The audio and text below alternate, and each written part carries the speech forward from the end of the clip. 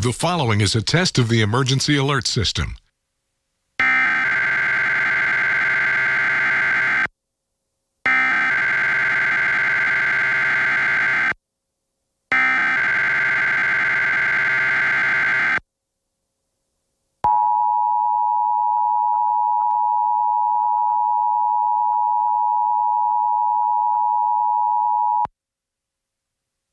WBNX Television is testing its EAS equipment. Had this been an actual alert, the emergency alert system would have provided timely emergency information. WBNX serves the Northeast Ohio area.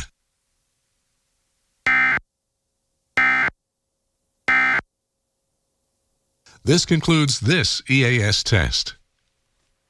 About 5 years.